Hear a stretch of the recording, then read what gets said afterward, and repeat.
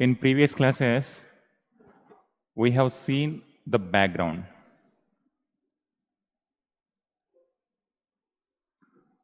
The economic conditions during 6th century BCE, social conditions, and also the religious existing conditions. Under these circumstances, we have seen the various socio-economic institutions were becoming complex day by day. By 6th century BCE, some sections of people were expecting some kind of change. In people themselves, people are expecting this change, and leadership was provided by some charismatic leaders, and naturally people followed them. Two important such people were Gautama Buddha and Vardhaman Mahavir. Particularly, these two religions have dominated the Indian history from 6th century BC onwards. But we need to remember that these are the not only two religions or two, you cannot say in those times there was no such term called religion. Because by this time, today we are calling as Hinduism. But there is no such term called Hinduism in 6th century BCE. There was no religion called Buddhism or Jainism. It was only a way of life. Different people, different traditions are giving different set of code of conduct to the life of common people. But in that code of conduct, some people were not happy with the existing code of conduct like sacrifices, rituals, social varna system, where some people got the privileges, some people got disabilities by birth. Not by the profession, but by birth itself. Some people got disabilities, some people got privileges. This was the code of conduct given by certain beliefs. And in the form of Buddhism and Jainism, some people questioned it. Already within the Brahmanical tradition itself, in the form of Upanishads, we have seen how these traditions are questioned.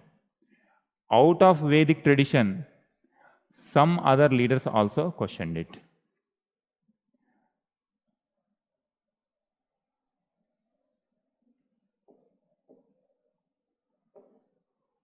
This is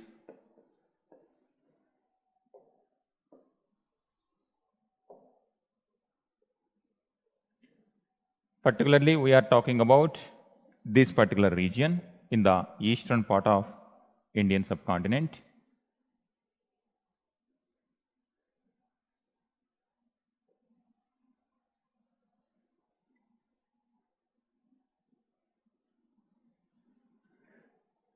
In this part, now already certain traditions, for example, in 1500 BC,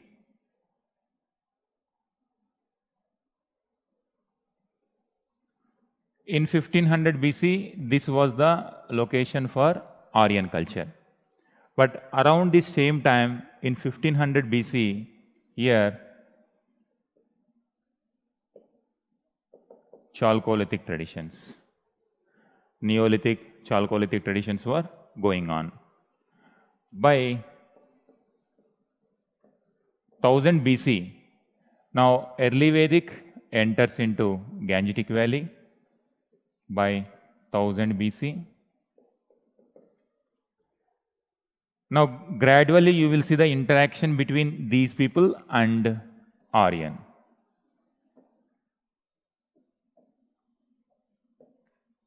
Aryan traditions versus, simple term we can give, non-Aryans. Only about these people we know only through archaeological, because there is no literary evidence to know about these people, how they lived, what type of houses they lived. We have seen that these basic people were living only in like wattle and daub structure or basic mud structures and agriculture, rural life. Those are the common characteristics of Chalcolithic people. And even if we go in this area, around 1000 BC, do you recollect around 1000 BC which culture is going on in northeastern part of India? Neolithic, very good. So this was the condition. Neolithic. So here Neolithic is going on, Chalcolithic is going on, around 1000 BC in this location also, Neolithic, Chalcolithic. And in Neolithic, Chalcolithic tradition, some people even constructed large boulders around their graves. That's why we also call megalithic culture. So different cultures were already going on. And in this culture, here, Jorvi culture was going on, Malwa culture. Simply, in order to simplify, oversimplification is Aryans, non-Aryans. And you will find interaction. Now here, Aryan traditions like Rig Veda, later Vedas, oral compilation, no writing, but oral compilation going on. Now by this time period, 600 BC, these traditions became very strong.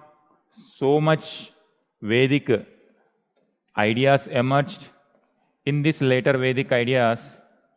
Now, if you see anything, if something becomes complex, you will find next type of literature which will simplify it. By this time, Rig Veda. And Rig Veda became so big that it become difficult to remember also. That's why associated to Rig Veda, Samaveda was composed. It will not give any new additional information. To know about economic, social life, political life, about this particular time period, we depend on this. But Samaveda will not give any additional information. More or less, it is about Rigvedic content, but it is about how to pronounce it, how to sing hymns, so that Rigvedic composition is remembered for a long time. That is why Samaveda. And in future, we are going to see the base music tradition emerged from Samaveda. Next, Yajurveda. By this time, economic, here pastoralism. In this condition, pastoralism dominant, basic religions like praising hymns, gods. Now, by this time they entered here, agriculture became dominant. Once agrarian economy comes, once settled life comes, other ideas, other institutions are also going to come. These institutions, agriculture, industry, trade, and social relations also will become complex, because everywhere you will see the social interaction among these professions, economically, socially, religion also. And when these professions are going on, religion-wise also, you will find so many ways of worshipping for material wealth, for health, wealth and all. This Yajurveda talks about yajnas. So many rituals. Some are simple rituals, some became complex rituals. Because by this time, wealth generation increased. Wealth generation increased. Some people do have a lot of wealth, and they started giving wealth to these sacrifices rituals, and new ritual practices also innovated. Yajurveda. Now this is in the Aryan tradition, but non-Aryan traditions were also going on. Atharva Veda. Some of the non-Aryan traditions also entered into Vedic literature. This is containing some non-Aryan elements also. This is how interaction or development within Aryan tradition, interaction between Aryan, non-Aryans, and now gradually this is going to spread to every part of Indian subcontinent. Now by the time Aryan tradition comes this location, same is the case. Earlier Neolithic people, Chalcolithic people, different cultures, Malwa, Jorvi, Ahar culture. Once Aryan tradition comes, now intermixing you will see. And once Aryan culture comes, Aryan elements, non-Aryan elements. Within Neolithic also, nothing is common. In Northeast, one type of set of Neolithic tradition, here a different type of Neolithic tradition. That is why you will see, even in Mahabharata stories also, multiple versions you will find. Ramayana stories also you will find multiple versions. As geography changes, these local elements, local traditions will dominate the main theme of Ramayana. That is why there are so many versions of same Ramayana as we change the geographic location. And it goes on, even when Ramayana goes to Southeast Asia, different versions. Indonesia, different versions. As the geography changes, the local tradition, local elements will enter into the main story. That is how so many versions used to emerge over a period of time. That is how a unique Indian culture is emerging. And as time progresses, these institutions are going to become more and more complex. Other with non-Aryan elements. By 300 BC, by 600 BC, this is society level, religious level, but political level also consolidation is taking place. Now, in addition to these developments, kingdoms also emerged. This we call Mahajanapadas.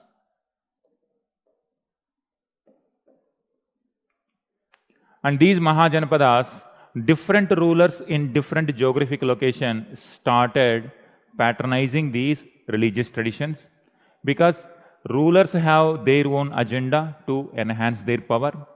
To enhance their power, Brahmanical rituals are giving some new ritual practices like sacrifices like Ashwamedha sacrifice to enhance the power, to expand the territory. So different people have different ambitions. It is almost like similar today only. Today also, for example, a farmer, what is the ambition of the farmer? Ambition of the farmer is to produce more output so that he get the more income. And what is the ambition of a politician? To enter into the political post, to become powerful minister or prime minister, for example, or president. And if a trader or industrialist, what is the ambition? To enhance the profits or trading practices of the business. And manufacturing industry, for example, what is the ambition? To manufacture high quality goods and to reach the various markets. Same is the case here also.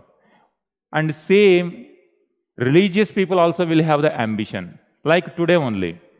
Religious people also have the ambition that they wanted to expand their ideas to large sections of people. Today also, this is what in the modern term we called conversions. Why?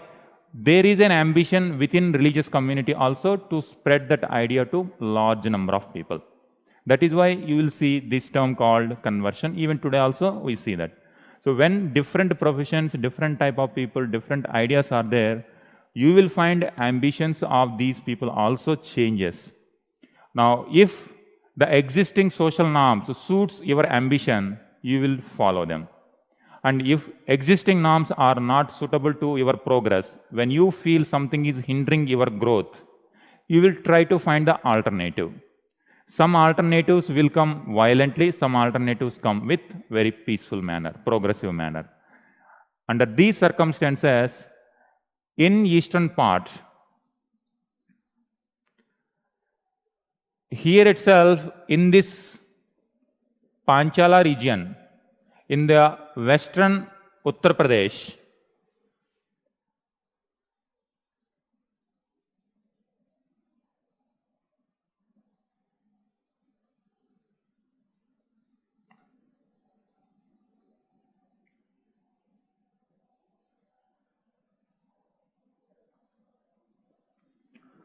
when these traditions come here, rituals and sacrifices were going on. Here itself, questions emerged. These questions came in the form of Upanishads.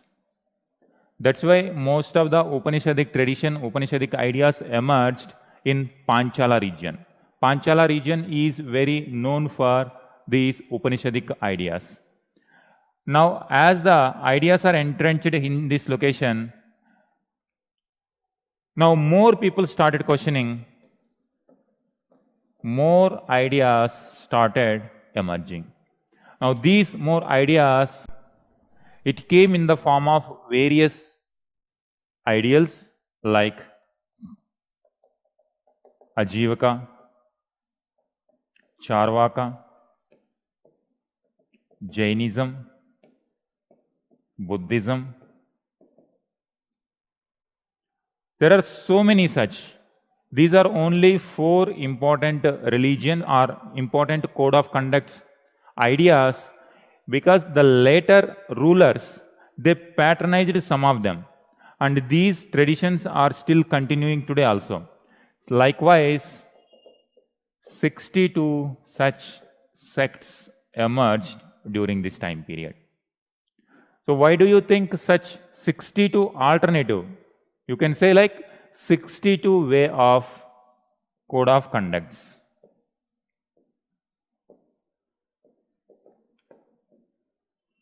Code of conduct. So this is Aryan code of conduct. This is non-Aryan code of conduct. Different people have different ideas.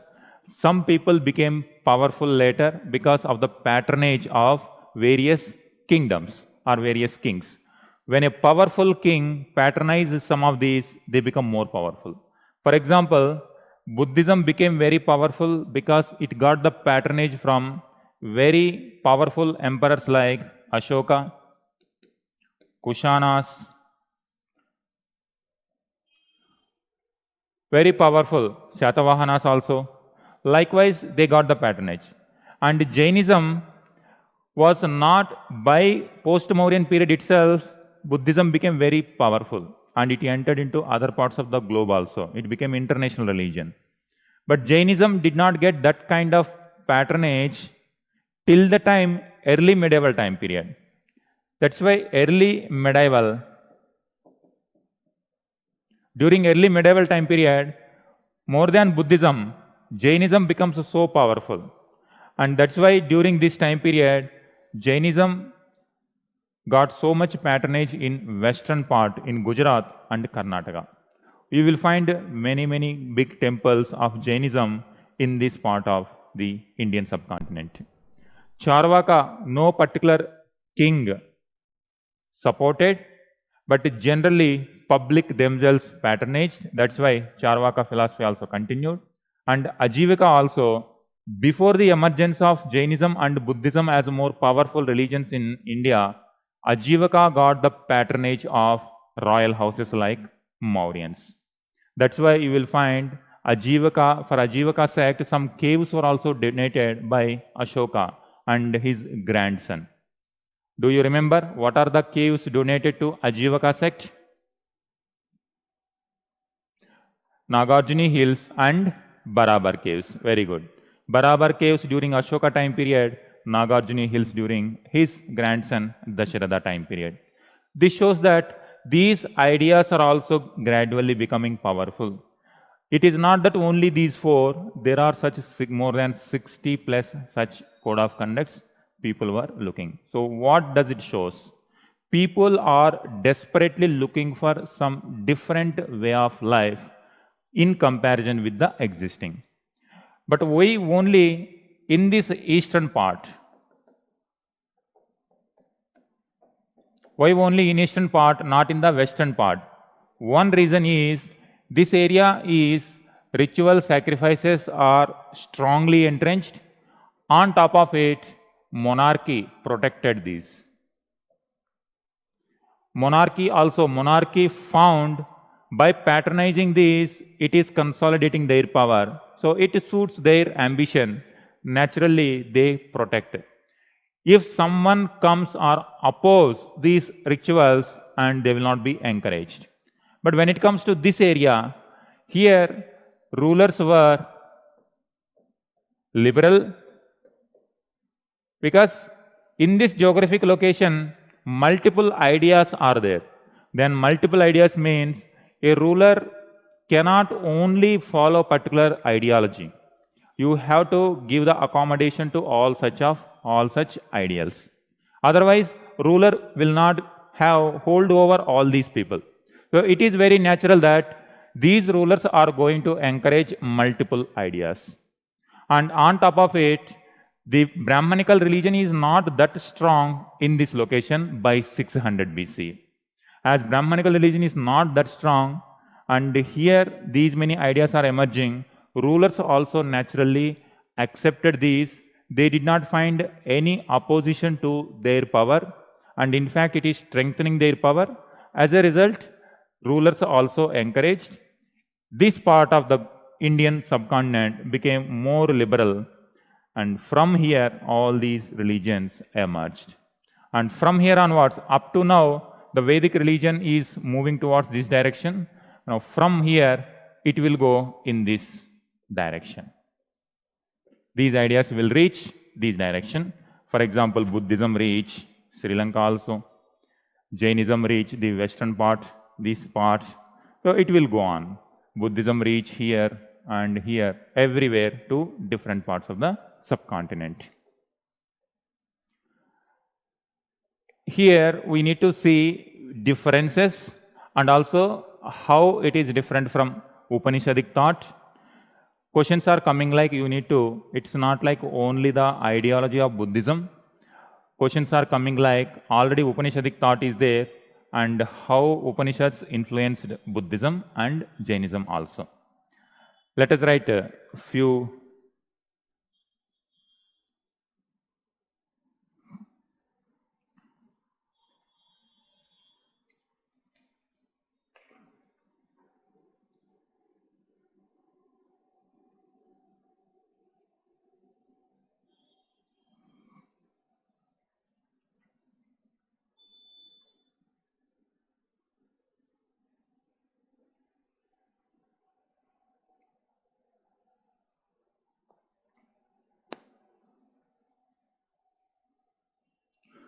give the heading, factors for the rise of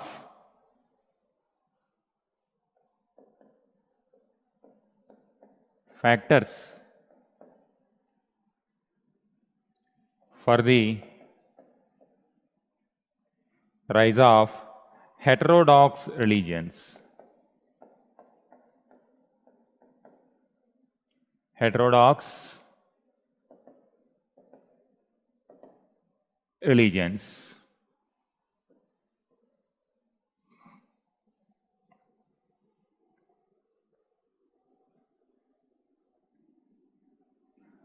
By this time, whatever I am going to dictate you is almost you know. In previous classes we have seen. Now only we are trying to consolidate whatever knowledge we got up to now. First one, social factors.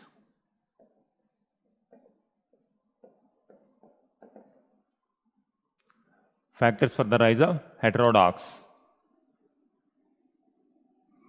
Social factors.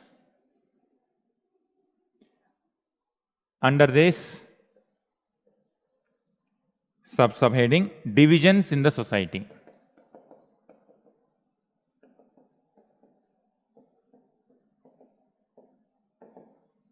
Divisions in the society.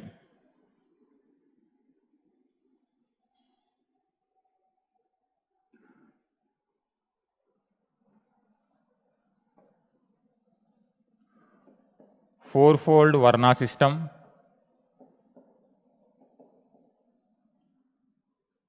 Fourfold Varna system.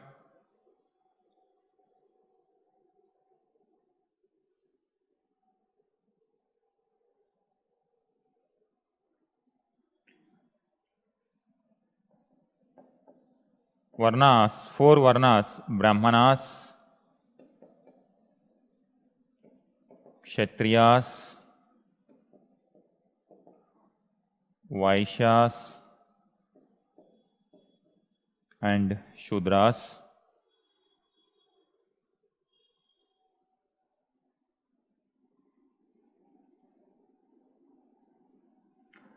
Right, next point. Brahmanas were given the privileges Brahmanas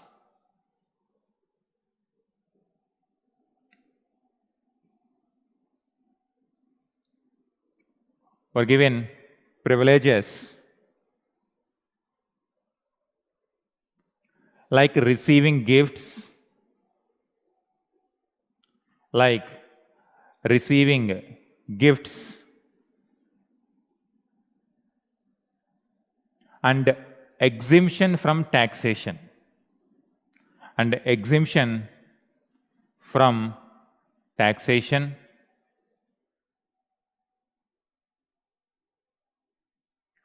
and also exemptions from punishments. Exemptions from punishments even if they commit the crime. Even if they commit the crime.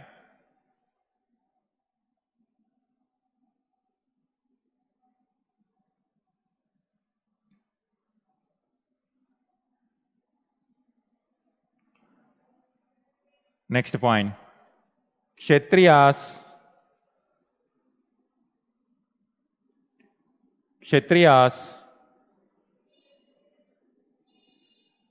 ranked second in Varna system.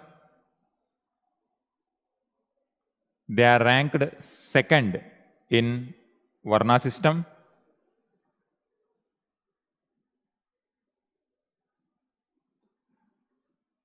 They controlled the administration. They controlled the administration and state.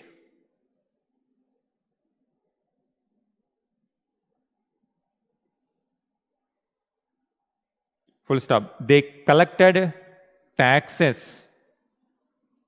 They collected taxes from the peasants. They collected taxes from the peasants and other professions. And other professions.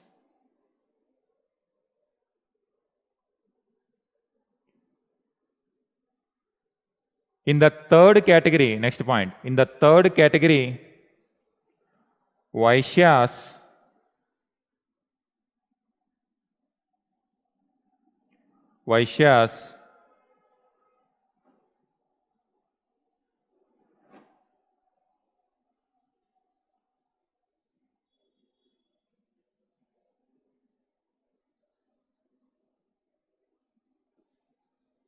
were the principal taxpayers. Principal taxpayers, and they engaged in agriculture, cattle rearing, and trade.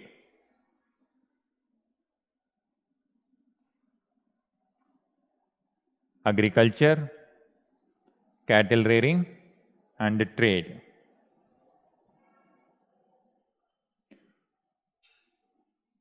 Next point. Shudras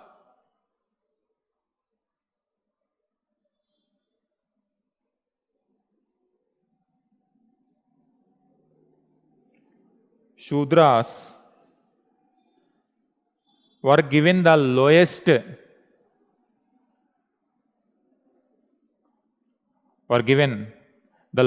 position in Varna system.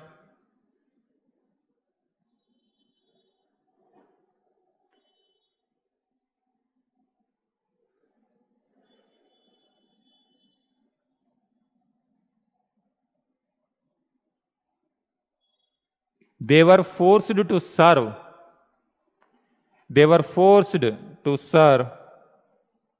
Other three categories. Other three categories of Varna system.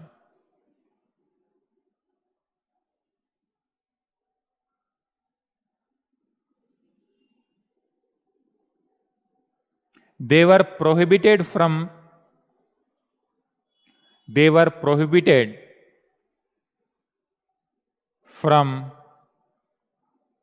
knowing the Vedas.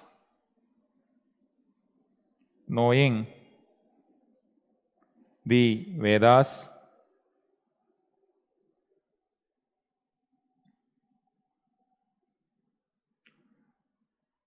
They served as domestic slaves. They served as domestic slaves, agricultural slaves,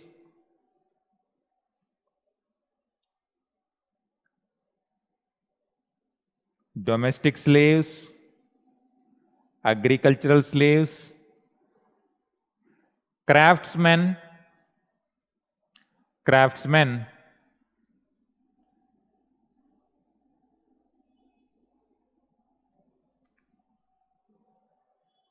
and hired laborers.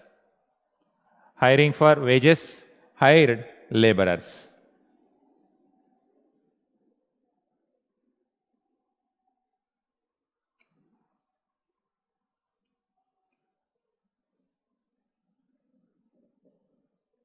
In Shudras itself, we are continuing. Shudras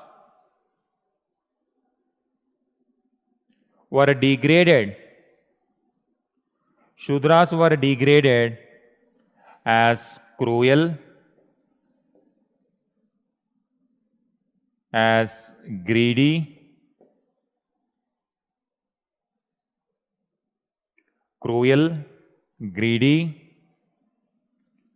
and thieving,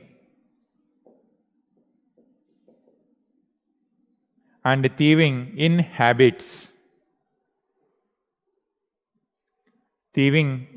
habits. Full stop. Some of them were treated as even untouchables.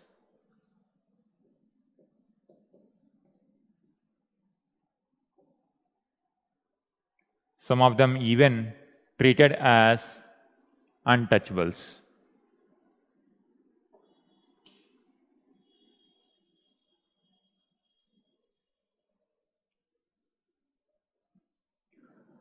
Suppose what lesson we learn from this, from history means, suppose even today also, even in America, the so-called developed country America, you will see the discrimination between white people and black people. And this is the reality even in 21st century also. And if you know some history about South Africa, Nelson Mandela, you might have heard.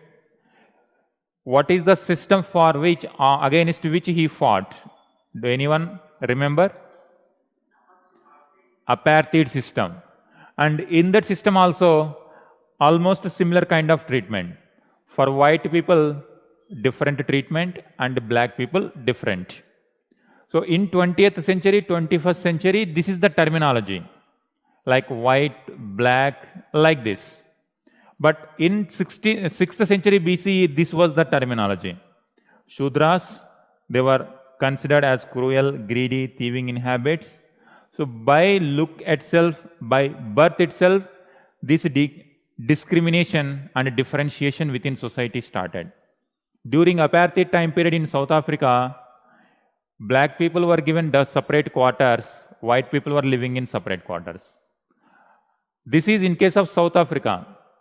Against this same discrimination only, Gandhiji also fought. And come back to our own society. This is within existing society much before British came. When British came, they also followed similar. Like for British, in their quarters, separate way of life. Outside quarters, common people, Indians were not even allowed except for this purpose. Indians were allowed into their quarters for slave purpose or for working, domestic work or some other work. But generally, Indians were not supposed to enter into their quarters. This is called racial discrimination in the terminology of 18th and 19th century, racial discrimination. Within our Indian society also, we have this in 6th century BC onwards. Against these only socio-religious reformers who started fighting, and even today also we are fighting in a different format. In the format of ideas. Now, for the same problems only, Buddha also going to give new sermons and Jainism also going to give new ideals. In 20th century, Indian subcontinent or India has taken the peaceful path like constitution, Indian constitution. In those times, Buddha gives only oral. He used to preach. There was no writing. But now we have a written document. And in that written document, we have given equal status to everyone Indian. We don't have any discrimination at least in theory. Theory means constitution. In constitution, there is no differentiation like this. But in society, still we are following. It's a gradual process to eliminate these evils. So the present day evils found the root at this point of time. Last point.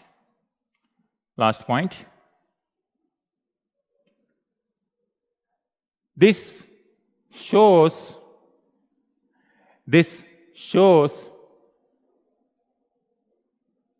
more privileges were given to higher varnas. More privileges were given to higher varnas, and more disabilities were imposed. More disabilities were imposed on lower varnas.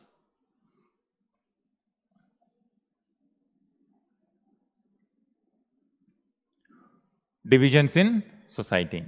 Next, you give tensions in society.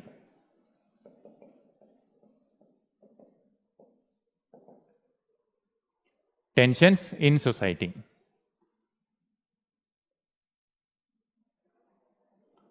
Under these circumstances, obviously, you will find the tensions.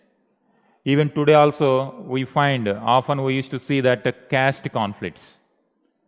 Caste conflicts between two castes, upper caste and lower caste, in different parts of Indian subcontinent. This could be different, have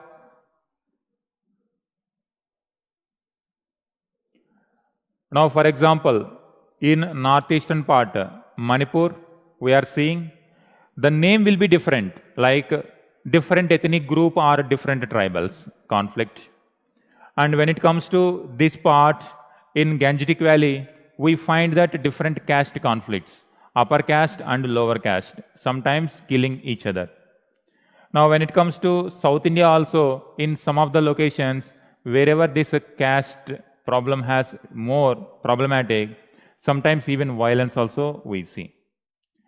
So even today, 21st century also, we are seeing these conflicts based on these divisions. Natural, in those times also, some tensions naturally going to arise. Tensions. Write this.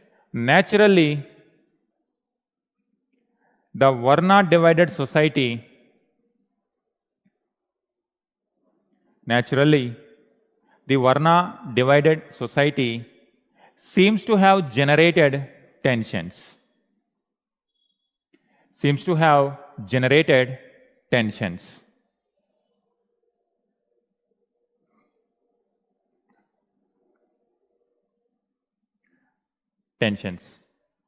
Now, how do we know that? Today, at least, we have evidence. Everyday newspapers are coming, magazines are coming, media channels are there. They show us directly the visuals that how this conflict is emerging, what are the reasons for these conflicts. But in 6th century BCE, how do we know that something happened at that point of time? When it comes to Vaishyas and Shudras, whether they revolted against this system or not, we don't have clear evidence. Because 6th century BC means it has to be recorded. Unless these developments recorded in 21st century, we cannot learn about 6th century BC. But definitely, we have the references of this section, revolted against Brahmanical tradition.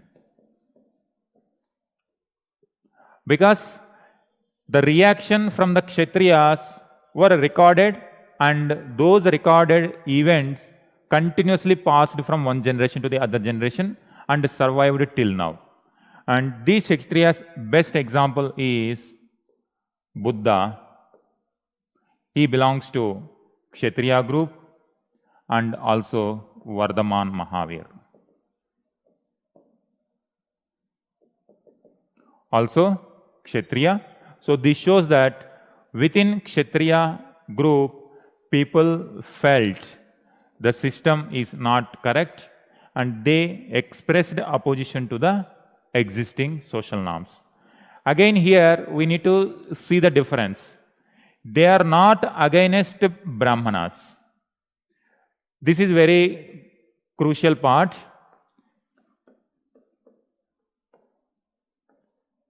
Brahmanas, Kshatriyas, Vaishyas, and Shudras. Sometimes question used to come like this.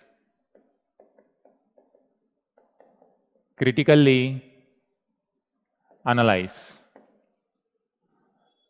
Do you think Buddhism and Jainism wanted complete elimination of Varna system? Critically analyze.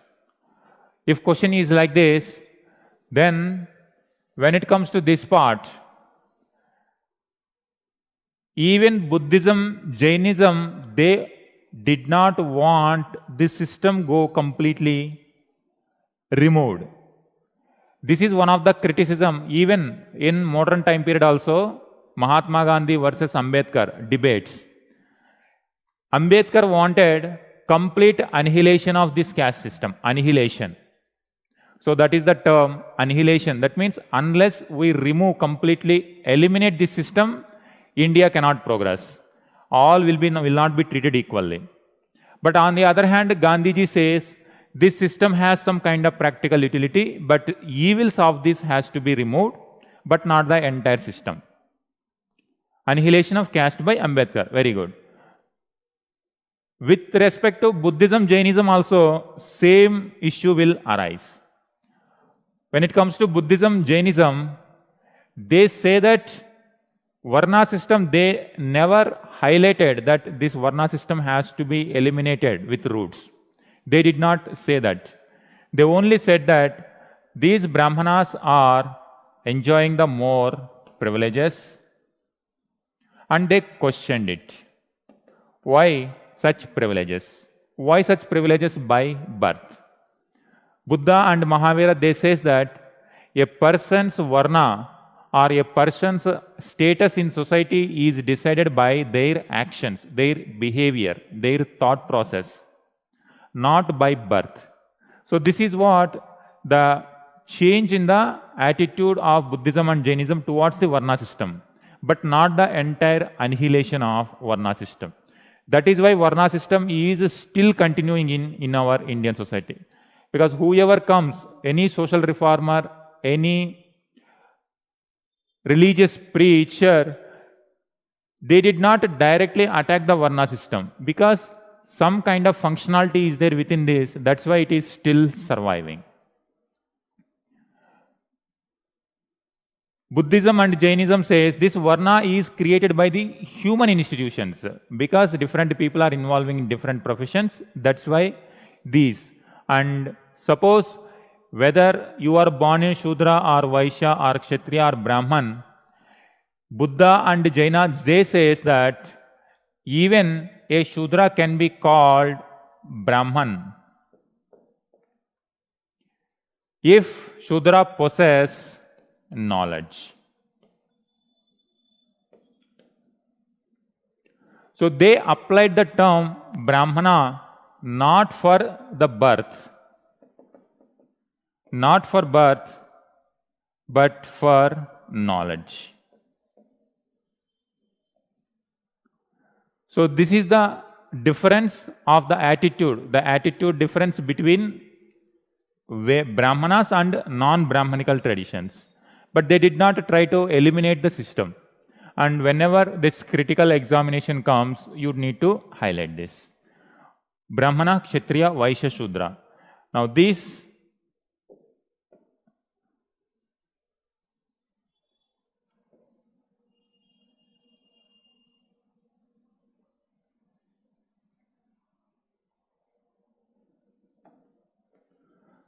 both Buddhism and Jainism, both in case of Mahavira and Buddha, Kshatriya, Vaishya, Shudra and Brahmana, 4 categories they also accepted. But when it comes to the line, Kshatriyas were given the top.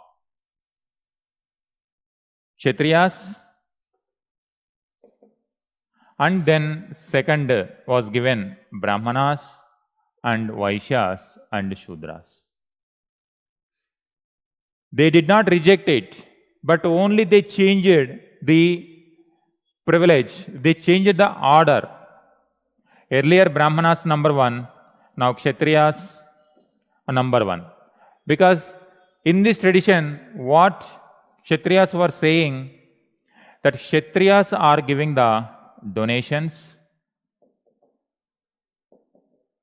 tax exemptions,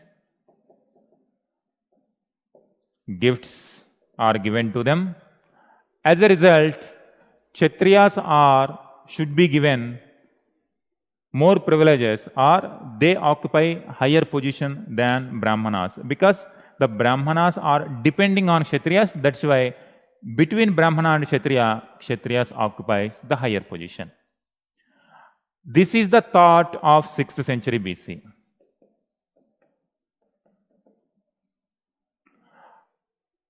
Even Buddhist text also, Jaina text also, you will find this particular differentiation. Comparing with the Shudra and Vaishyas in Jataka stories. For example, if you take 551 Jataka stories, it is related to what are Jatakas means, what they deal, previous births of Buddha. In every birth, that means 550 times he was born on the earth. Whenever he born, most of the time he born as Kshatriya, not in these categories. So that shows they have bias towards Kshatriya. So this is what you need to see, this critical analysis. This is the thought process of ancient India.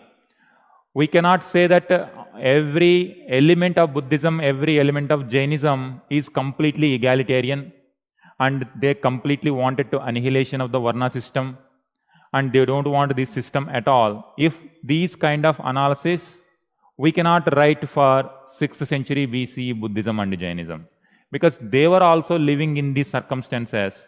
They wanted improvement over the existing system, but not the complete removal of the system.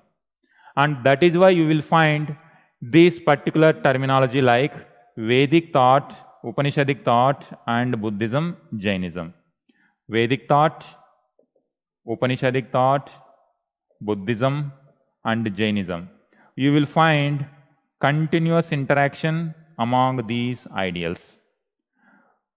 So they did not, Upanishads did not completely remove Vedic. Buddhism and Jainism did not remove the Vedic completely. Only they were taking the good elements and they were reforming the bad elements. And this tradition is a continuous process throughout our ancient society, even today also. For example, just example you take, in those times you can think the Vedic ideology is like a constitution. What is the importance of the present day constitution? It gives how to administer. What is the political system? Similarly, Vedic literature also giving what should be the functions of state, what are the functions of Rajan, and how rituals are to be performed to enhance the state power. Constitution also doing the same thing. How to organize the central power, what is the relationship between state and center power, the different distribution of the powers between center and state. This is political angle. Within the constitution, we have social elements also. For example, do you remember what is the article number 17? Article number 17 of Indian Constitution. Sorry? Abolition of untouchability. So this is the social angle. In those times, these code of conducts like constitutions of those times. For us, 21st century, we have Indian Constitution which was created in 1950. So this was the constitution and today is this constitution. Now you just remember, Upanishads did not want a complete elimination of the previous constitution. And Buddhism Jainism, they did not want a complete elimination of previous constitution like Upanishads or Vedic ideals. But they wanted change or amendment. And how I can think in the present times? Up to 1950 or 1947, we were having the British Constitution. 1919 Act, 1935 Act, 1892 Councils Act. They were continuously coming constitutional reforms we call in our modern Indian history also. In polity also we will study. After 1947 and after 1950, we did not completely eliminate this. Did we? Did we eliminate completely? No. We only modified it according to 1950 standards and we continued some of the good elements and we removed some of the elements which we don't require. This is the same thing. Even if present day, if we are seeing this pattern, that means we did not discard every institution that was created by British. We are continuing whatever is good. For example, Indian Penal Code, judiciary system, parliamentary system, many things. Whatever institution that was given during British time period, many of these institutions are continuing today also. But some of them which are not suitable for today, we are amending it and we are modifying it. Same is the principle in 6th century BC also. Questions are coming in this angle. That's why you need not to surprise if questions are linking between this and this.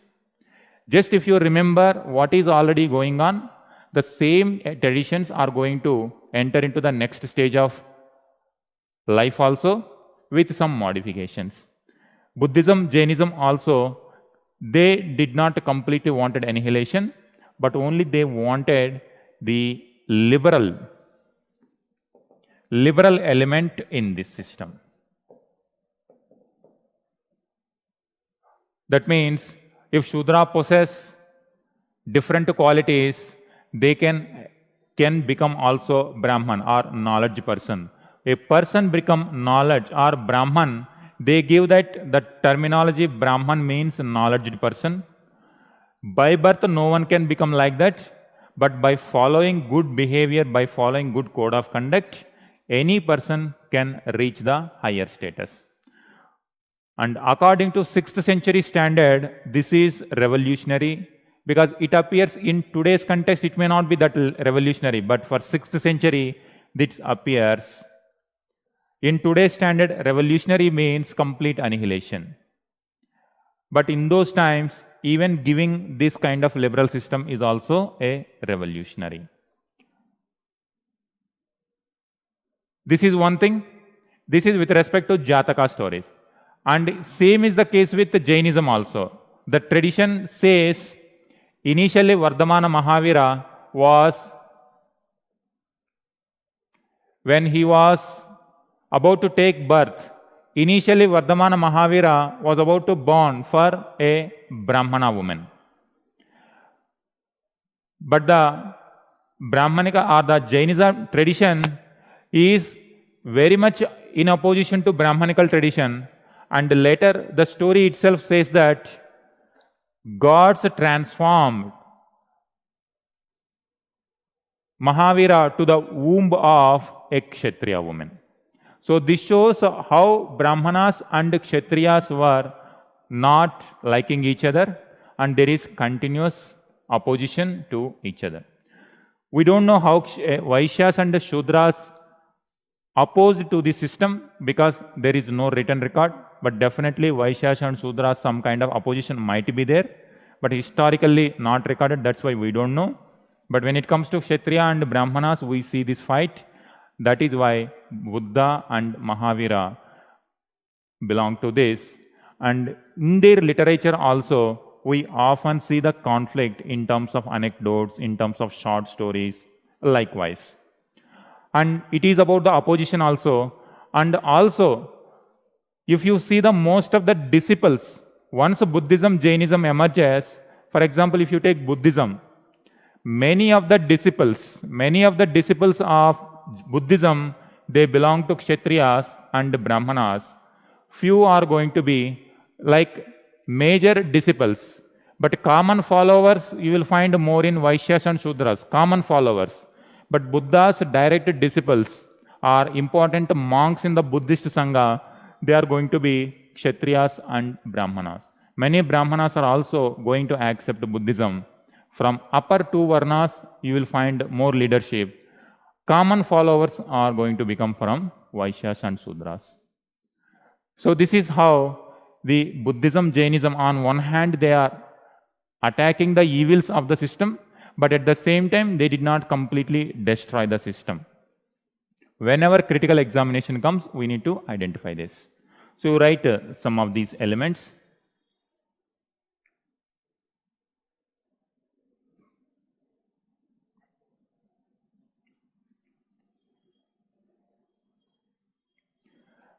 Up to which point you have written? We have no means.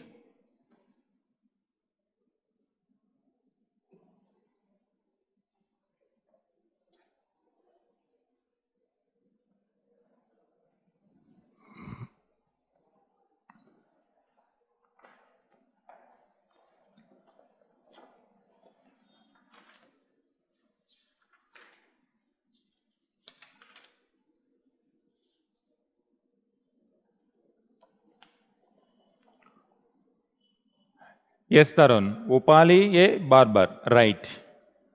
Mogali Putta, Dissa. If you see some more, so barbar is from this category, you can say. And I will give some other examples, like for example, Ananda. Ananda is very important disciple, you know it. And he belongs to Kshatriya. And Buddha himself belonged to Kshatriya. There are other disciples like Sariputta. Sariputta, he belongs to a Brahmana. Mahakashyapa, he also belonged to Brahmana. So likewise, important disciples, if you keep on seeing, you will find disciples from this also, and this also. And these disciples are going to play important role in transforming the Buddha's ideology or Buddhist preachings to the next generation. So you will find from all the sections of society, you will find the disciples, but more disciples, important disciples who are going to play very dominant role in spreading Buddhism, they come from these two.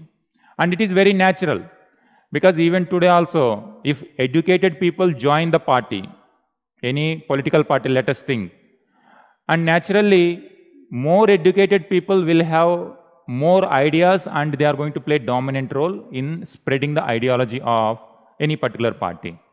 Same is the case any organization.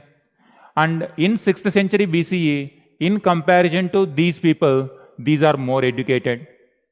And Brahmana Kshatriyas were given Vedic education because this was the system that is prevalent.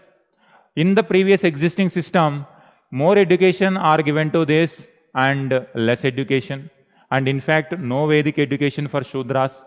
And naturally, even though if you are given access to the organization, still when it comes to the ideological point of view, the knowledge of Shudras are going to be limited. They cannot contribute such a big way because education is already limited.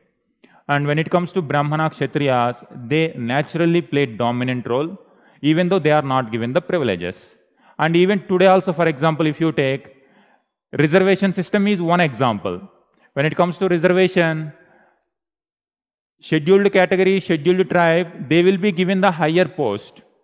But historically, the kind of disabilities imposed on them will limit the knowledge of that group. It takes some time. It takes another 100 years or 200 years. You will see great minded people from that part of the society also to next level. Because historically, Brahman, other sections, they got the good education, and that education is given to the next generation gradually. But now only after 1950 constitution, we are seeing the equality, and in terms of reservation or in terms of accessibility to the schools, temples, common property, common roads. And these are the disabilities imposed on Shudras or untouchables. Just by giving reservation in 50 years or 60 years, we may not see this difference. It will take some time because it is centuries of discrimination. It will take some time to see on large scale difference in the society. And as a result, Brahmana Kshatriyas were already getting good education. When they become the disciples, naturally they are going to contribute for the spread of Buddhism more in comparison with these people. And even today also, if you take, important political parties are led by those who got the good education. And those who got good education means those who are, in terms of economic status, they must be well off. And economic status well off means they must be from upper caste system. And even today also, whether we like it or not, this is the reality. So it will take some time to come out. That is why we are saying that entrepreneurs from Dalit, Dicky, have you heard? Have you heard the term called Dicky?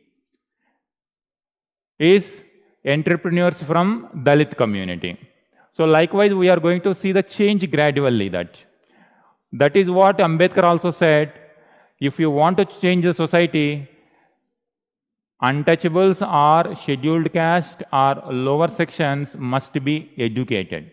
Education is a very powerful weapon that only can counter the historical evils. You write up to here. And it is also not coincident that Ambedkar also, if you remember in 1950s, Ambedkar converted to Buddhism. And along with Ambedkar, many followers also converted to Buddhism because he felt Buddhism is more egalitarian in comparison with Brahmanical tradition. You write this point, up to which point you have written? Naturally, the Varna-divided society seems to have generated tensions. Continue this. We have no means. We have no means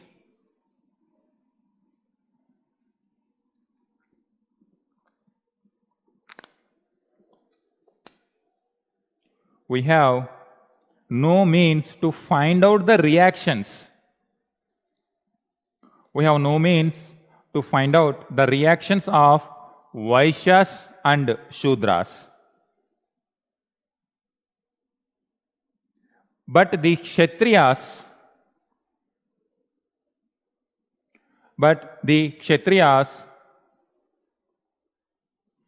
reacted strongly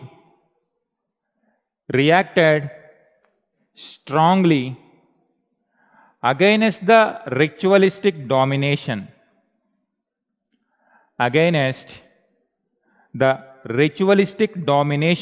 of the Brahmanas.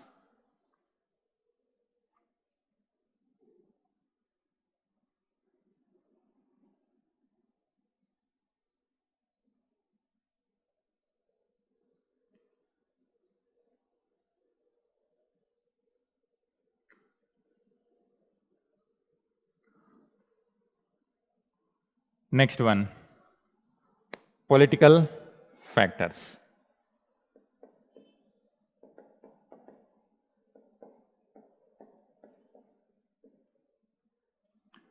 Political factors.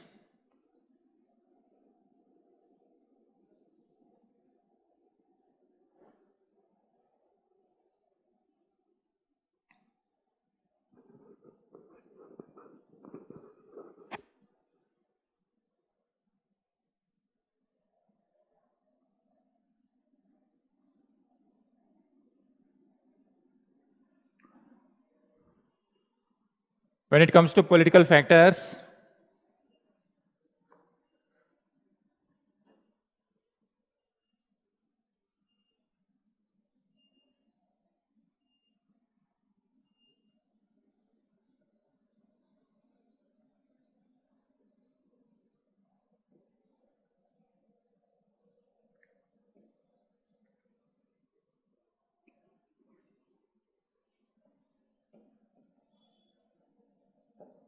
Magadha, Avanti, Kuru, Panchala.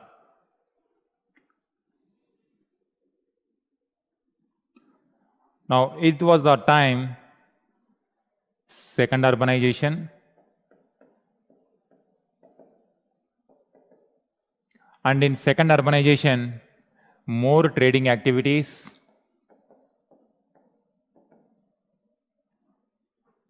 and in order to enhance the more trading activities,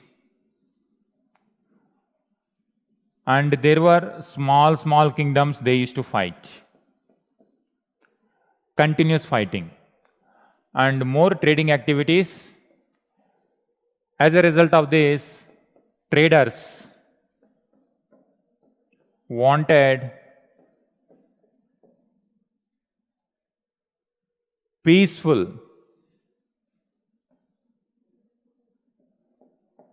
society, and also they wanted continuous passage, peace and stability.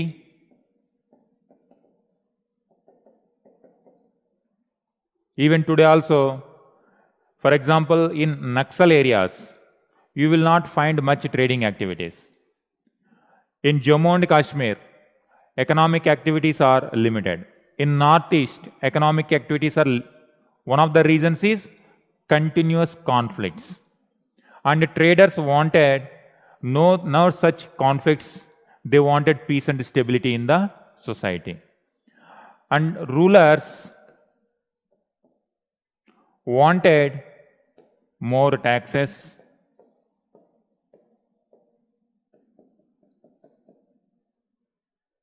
when it comes to rulers, they wanted more taxes. Traders wanted peace and stability. And the rulers and merchants, whenever more trading activities happen, more taxes will come. And when more taxes come, rulers becomes more powerful.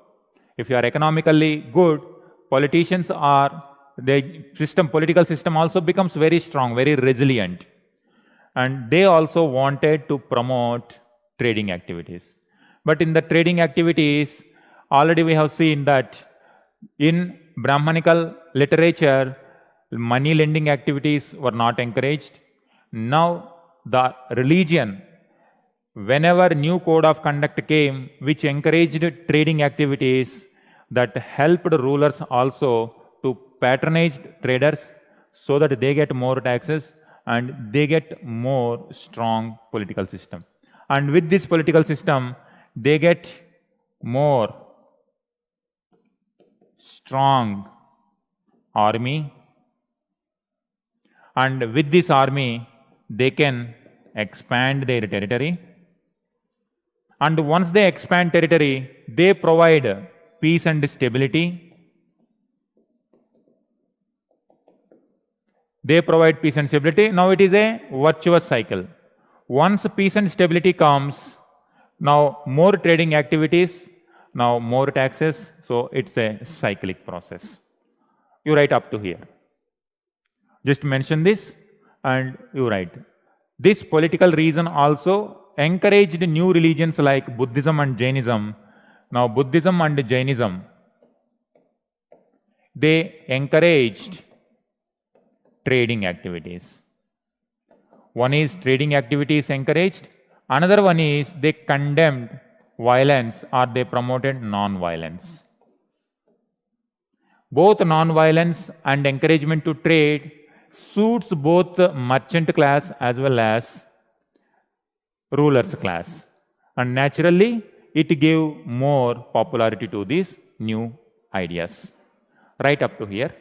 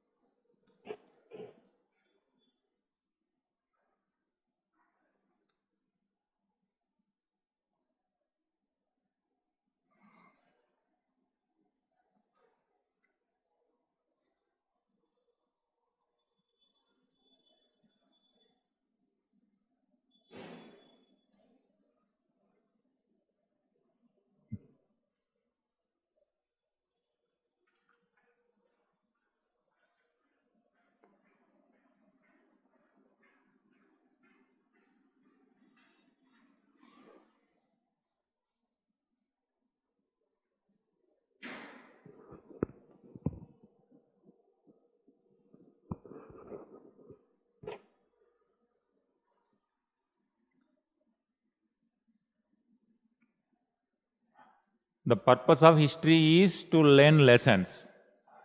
Whenever you study about this particular development, you keep comparing with the present day also, so that it helps.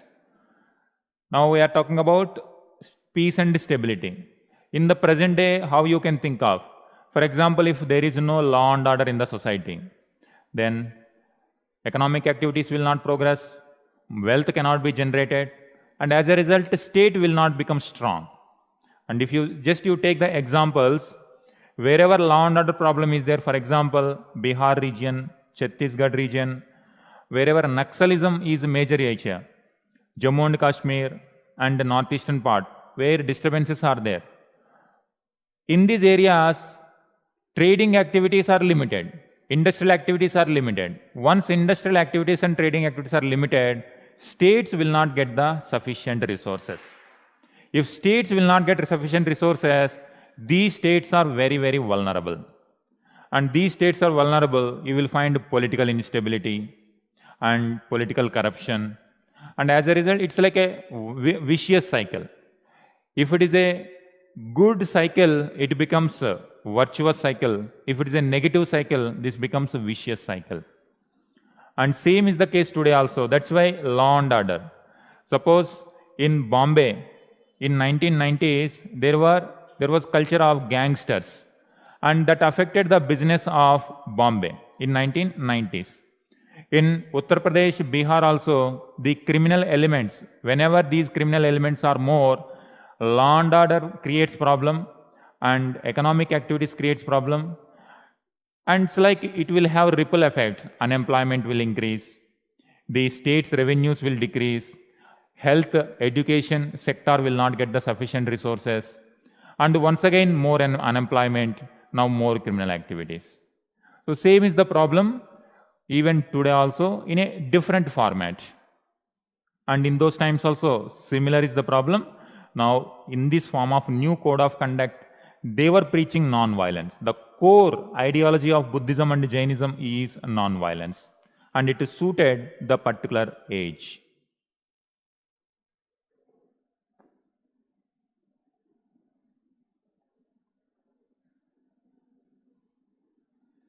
Next, economic factors.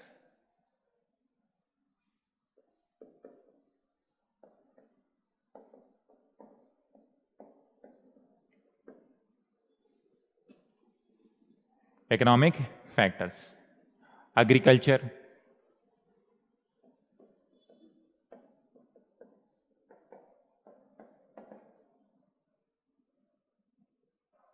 agriculture. Write one point. The real cause for the rise of new religions, the real cause of the rise of new religions lay in the spread of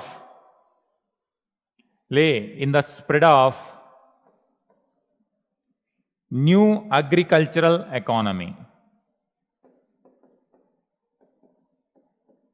New agricultural economy. Emergence of iron technology,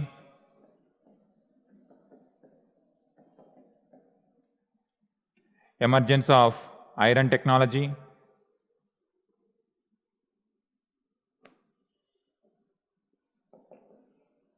easy clearance of the forest,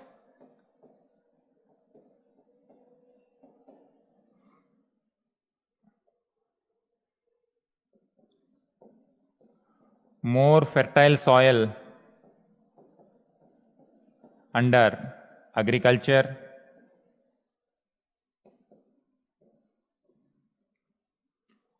more agriculture output,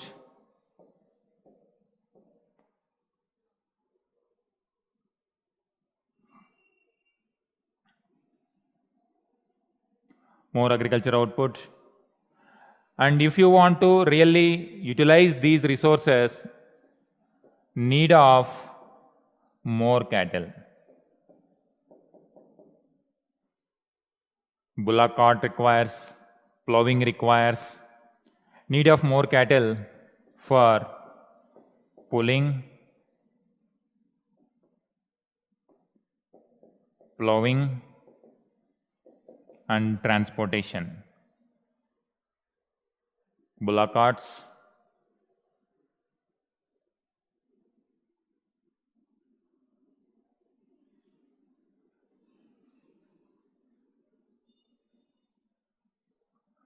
and this is the requirement. But existing issue is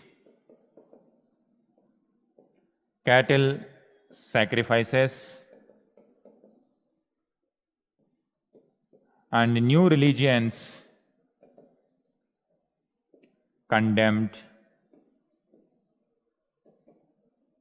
these sacrifices. New religions condemned these sacrifices.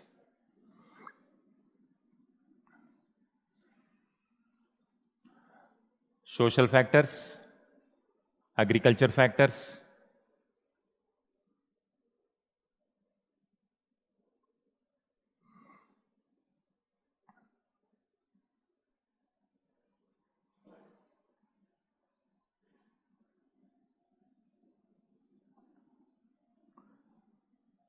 next one, urbanization is another factor for the rise of new religion. All of you have written up to here?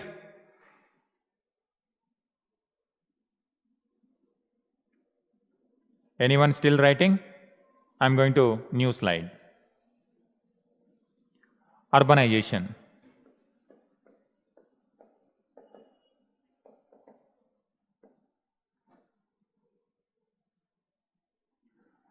And if you see, one of the differences with Harappan time period, early Vedic time period, later Vedic time period, and Mahajanapada time period. By Mahajanapada time period, institutions are almost reaching the climax stage in ancient period. It is also the second urbanization. After Harappan civilization, we are going to see urban areas in second urbanization. And whatever the foundation laid by second urbanization in 600 BC, we are going to see almost same, only improvements, some improvements by Gupta time period. That means another 1000 years. Whatever institutions, whether religious institution, social institutions, agriculture, trading activities, transportation, everything, ground for the next 1000 years almost is coming now in 6th century BC itself. That's why if you get good command up to here in ancient India, for example, not only in this particular chapter, in entire ancient history itself, up to here, up to Mahajanapadas, if you don't have any confusion, and if you are able to connect what happened in Neolithic, what happened in Chalcolithic, what happened in Harappan, then late Harappan, then Vedic. If you do not have any issue up to Mahajanapada time period, from Mahajanapadas onwards, that means from Mauryan period onwards, almost the same thing is going to be repeated. Most of these things are going to be repeated in Mauryan, in post-Mauryan. In only we will get new names. Up to now, we are not finding much names. Even though we got some names, up to Harappan period, we don't have any names. At least from Vedic period, we are getting some names. And in Mahajanapada time period, we are getting some more names. Likewise, we will get new names in the form of like new rulers, new Buddhist monks, new writers. So likewise, we are going to get new names. Agriculture, and when it comes to geography also, we will find some new places, some places. Places wise, we are getting a lot of places from prehistoric to up to now. From now onwards, more than places, we will get more people. But the institutions are almost same. Same economy, same agriculture, same trading activities, same religious ideals also. Now, if you see this, for example, 2500 to 1500, or let us say 2000. And in this time period, Indus Valley civilization, the first urbanization.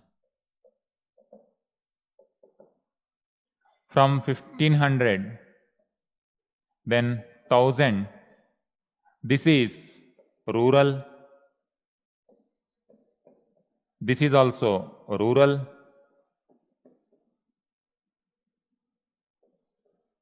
also rural, then now onwards, second urbanization.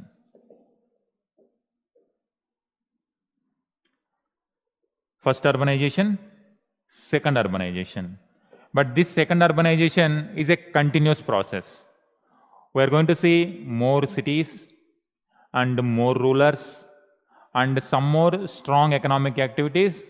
But otherwise, almost whatever we are discussing up to Mahajanapada time period, it's going to be common. That's why be strong up to Mahajanapada time period. And also almost in ancient India, almost 50% of the syllabus comes here, up to here. Just if you add Mauryans, tomorrow we are going to start Mauryans, up to Mauryans almost 50% of ancient Indian paper itself. And up to here, map is very, very crucial, and questions are also going to come. And if you select any one particular question, then one question will be on Harappa, one question will be on Vedic, one question will be on Mahajanapadas. For example, I will read one particular question in 2022 itself.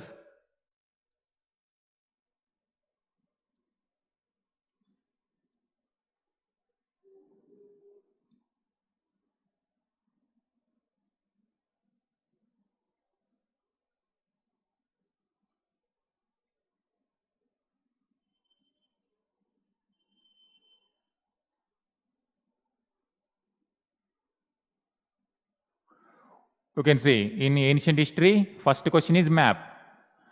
And the first question map itself, up to prehistoric, 50% of the question will come. And the remaining things from Mahajanapada time period like capitals, and in Mauryan time period, ports, inscriptions, such things. And remaining 50% will come.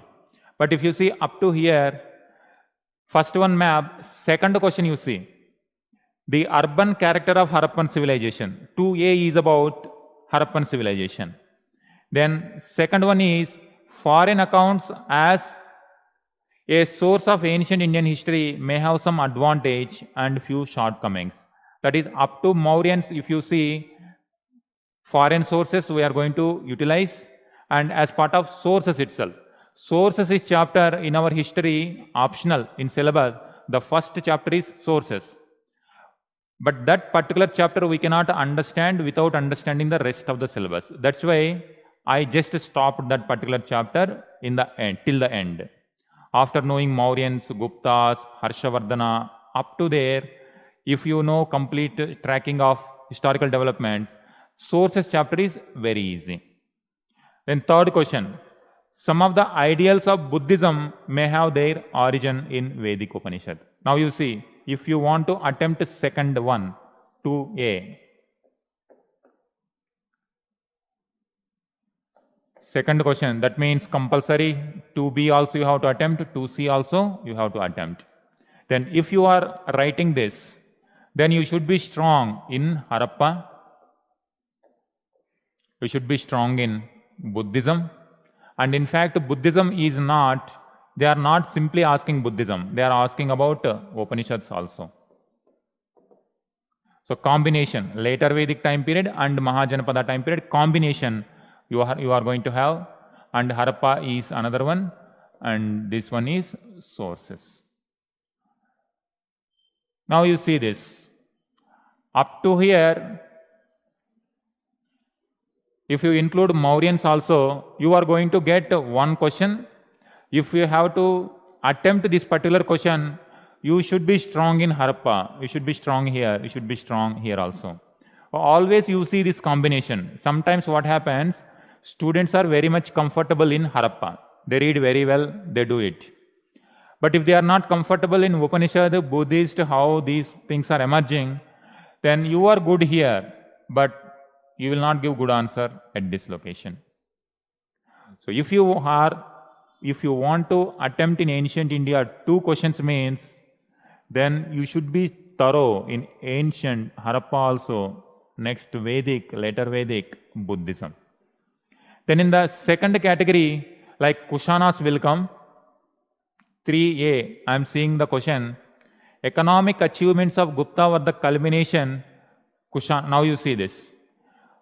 After 300, that question is something related to economic achievements and urbanization. After 300 to 200 AD, post-Mauryan. Then after this, we are going to see Gupta time period. From 300 AD onwards, we will see Gupta time period. But nowadays, questions are coming now, you see. The economic developments of Guptas, it is not an isolated one, but culmination of what happened during Kushana time period. Are you getting? So question is not going to be completely on this particular, this called silos. Questions are going to come like how you are going to track from the previous generation to this. Questions are like this. In 2021 itself, 2022, it is saying the economic achievements of Guptas were the culmination of the process which began in Kushana time period. Now same is the case with urbanization also. The peak urbanization of Gupta era began much before Gupta time period itself. So from Mahajanpada time period onwards, you have to track these developments. But in terms of question, up to here, one question will come. You cannot leave. If you want to write one full question, then you should be thorough in all these areas. Suppose if I go 2021.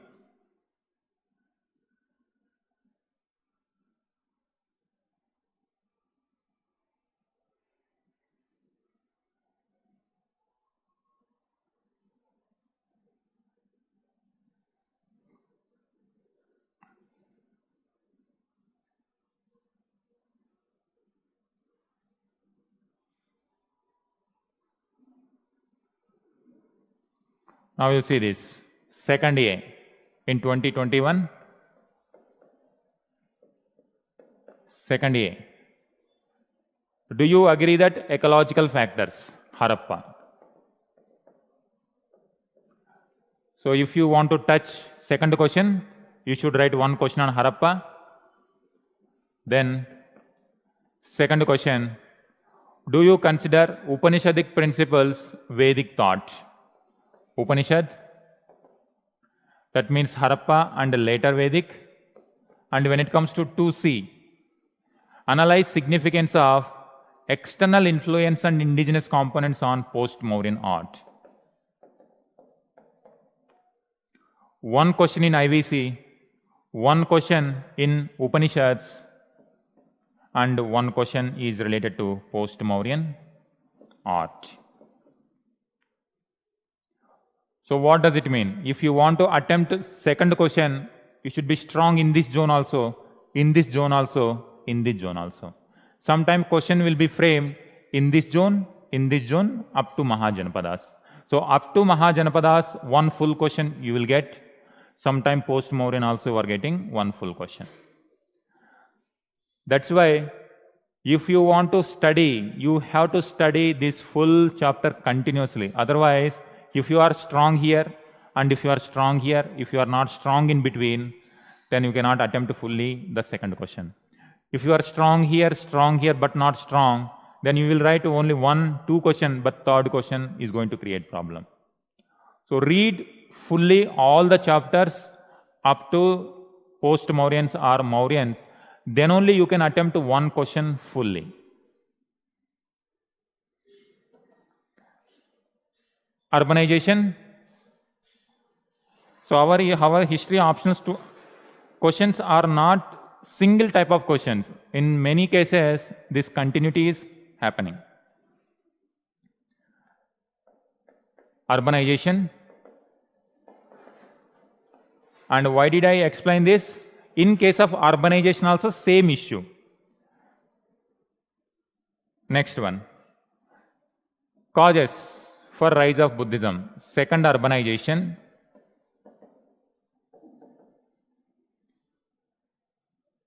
Second, urbanization. Rise of trading activities.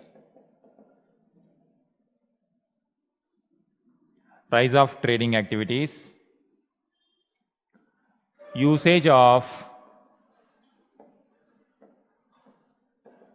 metal coinage. Need of money lending activities. Emergence of guild system. Emergence of guild system.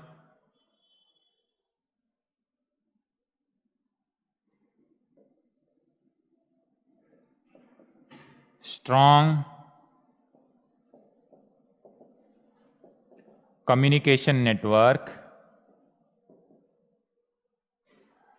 As a result of this, rise of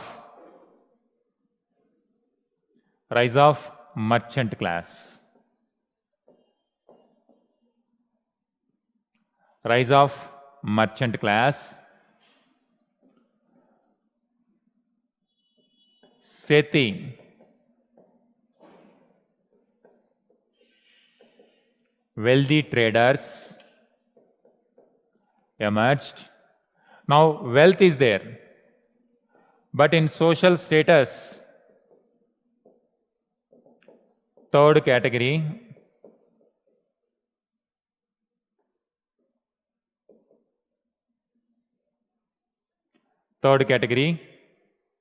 now they wanted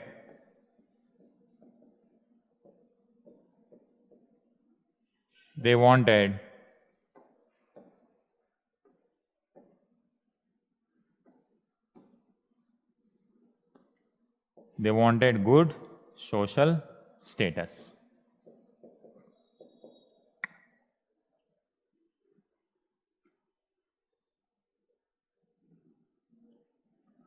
Rise of new merchant class, good status. Now they wanted to use. Now if you see, these kind of developments is not only limited to Indian subcontinent alone. In 6th century BC, we are seeing this. Even during Industrial Revolution, during British time period also, Industrial Revolution, rise of middle class. Up to before the Industrial Revolution, landed aristocrats were controlling the political system. But whenever industrialization happening, now new industrial activities, new trading activities, wealth generated. Now these new middle class, they wanted rise in the status in society. That is where they started putting the pressure on democratic reforms in Britain. More liberality, more equality, more freedoms. So whenever wealth comes and whenever education is also there, then obviously with education plus wealth, people wanted to change the system or at least reform the system. Even during French Revolution also same is the case. French Revolution, these privileges were the major problem when it comes to the French Revolution. There also middle class played an important role. So whenever this middle class, you can say middle class, wealth is generated, but social status is third category. Now the thought process itself will keep changing. And this is how the modern democracy, modern ideology is about to change. For example, God is there. This is God's creation. God created Brahmanas, Kshatriyas, Vaishyas, and Shudra. This is the God's creation according to Brahmanical texts.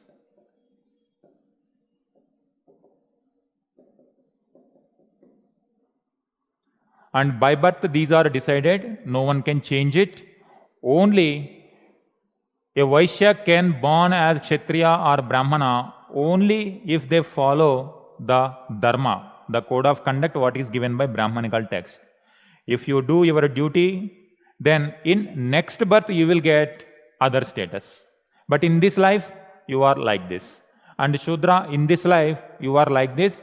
And if you serve other three varnas with commitment, then only you will be liberated or you will be given good status in the next life, but not in this life. For this life, this is the disability imposed. For this life, these are the privileges you will enjoy.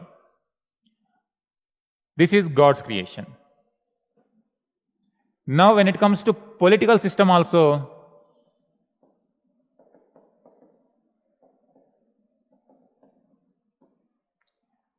kingship, divine origin theory will come.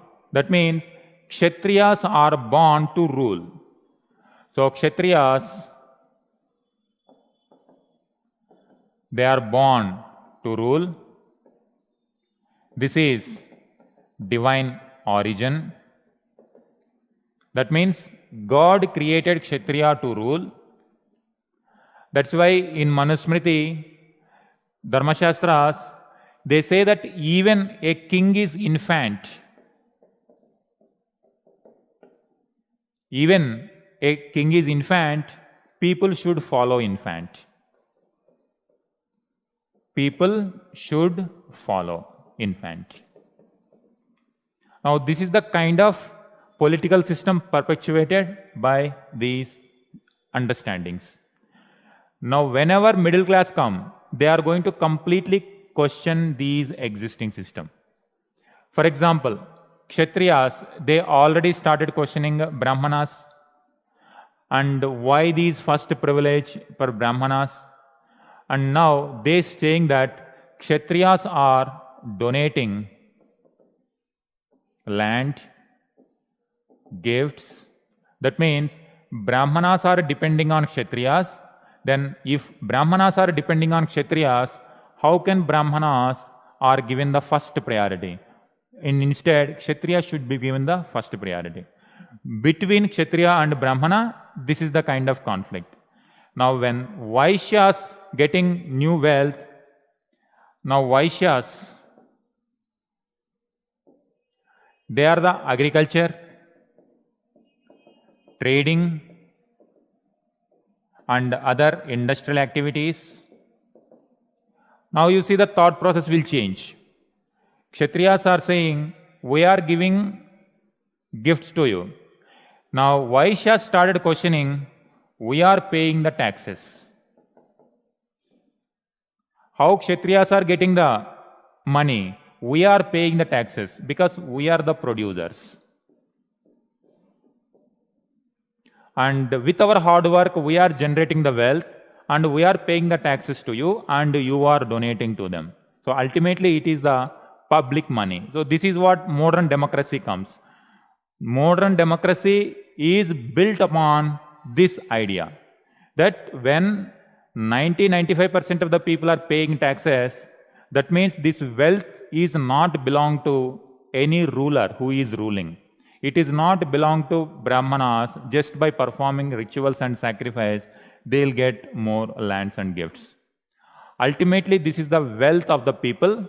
The wealth of the people should go back to the wealth, and this is where new democratic ideals like people should have say in the government. That is where voting system came. People should be given no privileges. All people are equal. Whether you are a Kshatriya, Brahmana or Vaishya, all are equal. This is what? Do you remember in our constitution, which article deals with equality? Article number which?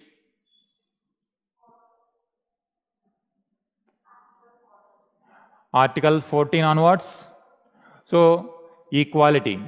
Then, when Kshatriyas are giving more restrictions on the movement, more restrictions on the common people, then they started asking more liberty.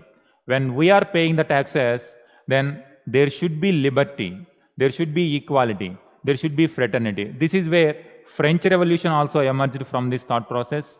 Enlightenment stage in 18th century and 17th century, they started completely changing this social structure itself.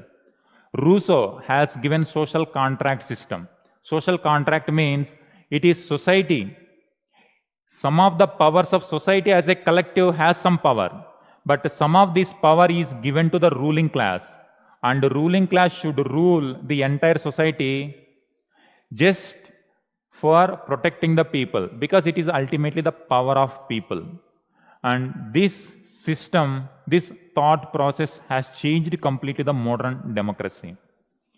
Whether it is Britain, whether it is France, whether it is America, whether it is India, this thought process is now the modern thought process.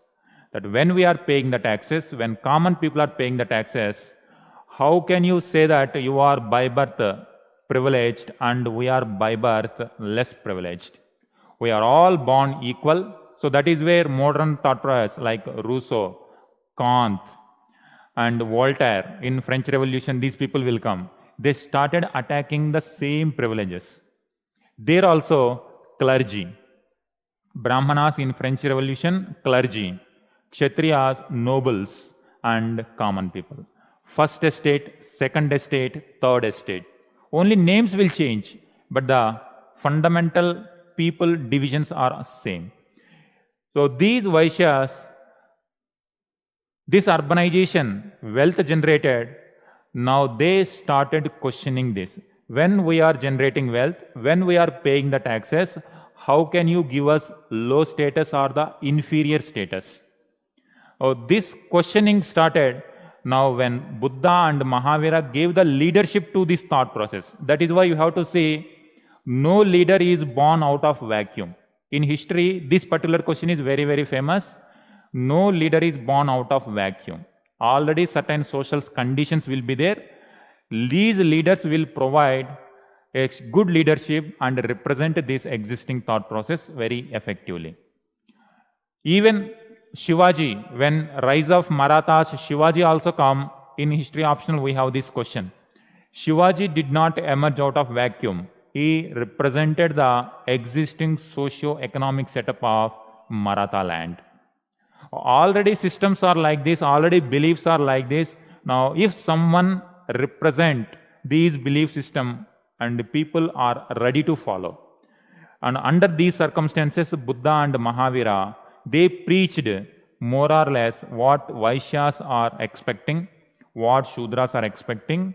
And that's why whenever they started giving the new code of conduct, these people started following immediately. And now within Kshatriyas, within Brahmanas, it is not that only Vaishyas, they questioned this. Within Brahmanas also, some wanted complete ritual domination, some wanted liberal ideas.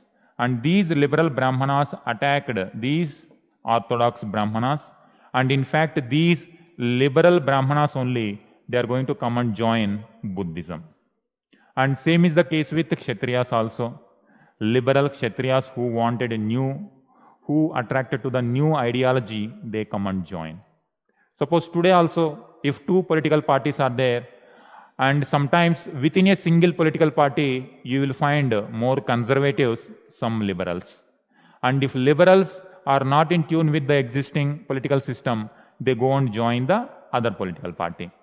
So in the modern system, like this, but in those times, if we see why one religious people went and joined the other religion means these are the things. And same, as of now, there is no Islam, there is no Christianity. Even when emergence of Islam comes, some people followed voluntarily Islam because it gave more liberty and more equality comparing with their previous system.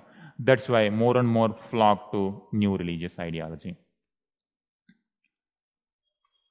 This is, are you clear up to here? Buddha as an empiricist rather than outright calling him a rationalist. Yes, practical. He is a very practical person, no doubt in that. So he is very practical. That is why more people followed Buddha than Jainism. And that is where exactly whenever critically question arises, Buddha is so smart that he did not condemn or he did not attack the Varna system. He only gave the liberal interpretation to the Varna system. Second, urbanization. All right, up to here, clear? Now, growing disparities.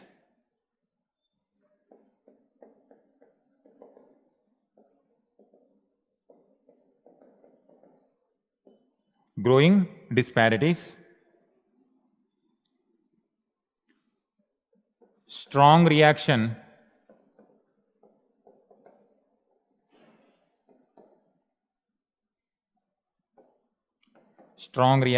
against wealth accumulation.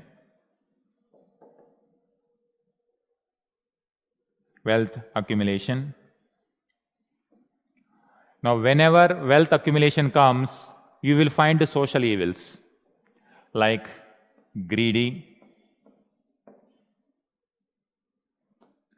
then stealing,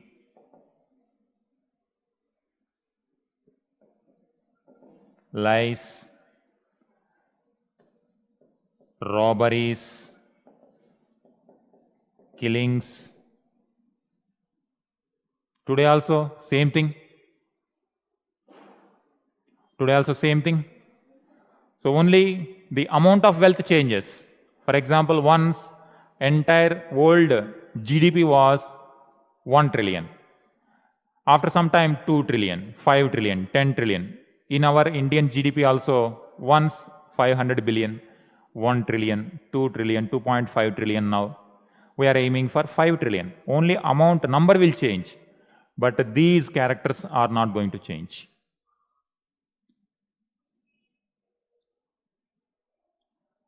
So when this was happening, these disparities are giving. Now some people hated this, wanted simple life, and Buddhism Jainism offered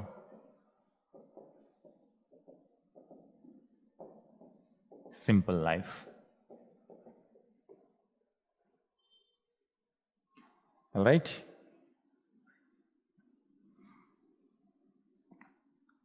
And last one, religious factors.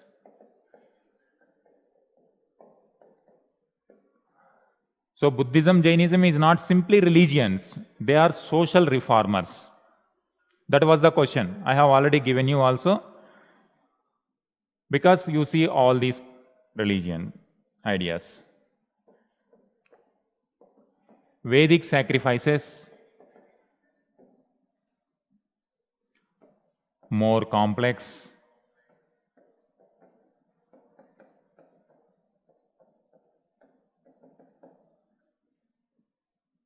Involved with wealth, huge expenditure.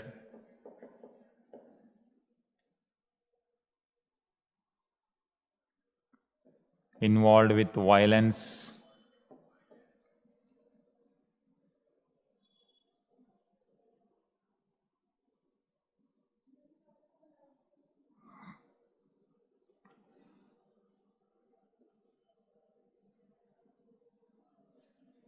And Buddhism and Jainism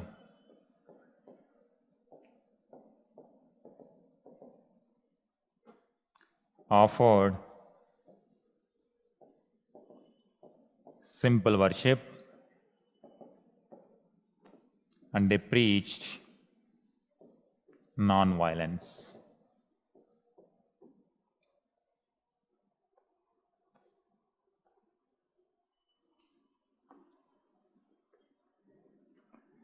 All right? Yes, Tarun. Poverty is the root cause of all evils.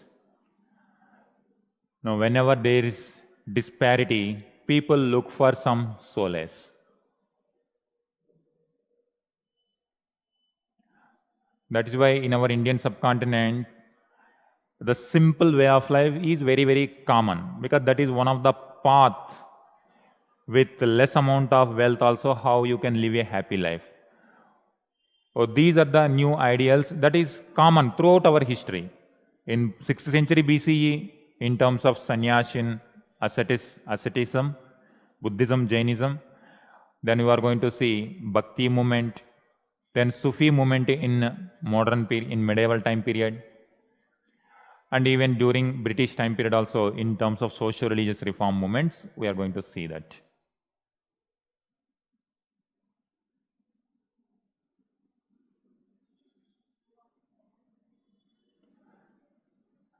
As per modern days, Jainism and simplicity will be oxymoron. Yes, it depends on how you follow it.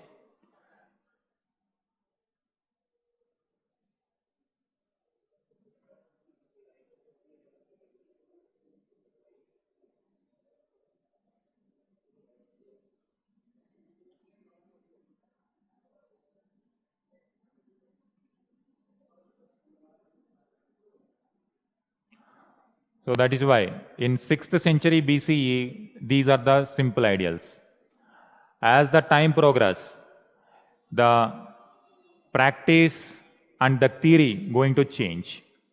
In early Vedic time period, whatever Rigveda preaching, after 1000 years it changed. And now opposite to that new religious ideas emerged. So in every religion, in Buddhism also, in 6th century BCE, they are going for non-violence, simple worship. But after 1000 years, Buddhism itself going to become victim to this. And these nuns, monks, they are not going to live simple life because it became so popular, more and more people are giving gifts. Same is the case with Brahman also. In Vedic time period, early Vedic time period, number of people are less, wealth is less, pastoralism. By later Vedic time period, more wealth generated, priest got more wealth in terms of gifts. And you will find these evils. Same is going to happen to Buddhist monks also. Initially, Buddhist monks were simple living. But more traders gave patronage, more donations gave to the monasteries. And these monasteries became very luxurious and simple living almost disappeared. And that is where when Adi Shankaracharya comes by 8th century and he is going to attack these evils in the Buddhism. So in 6th century, Buddha attacked the Vedic religion. After 1000 years, Vedic tradition is going to attack once again Buddhism. So it is not about the person, it is about the system, what evils that are there in the existing system. On one or the other leader will come and give the new ideology. So different times, different ideologies will keep on emerging. This is evolutionary of Indian culture. So this is the true nature of Indian culture. Some good elements will come after some time, some bad elements will come, and again in the form of reformation, new elements will come in. So this is about Jainism and Buddhism. These common factors you can use for both Buddhism and Jainism. Here factual part I am not giving because I am purely explaining in terms of mains orientation. Is it all right?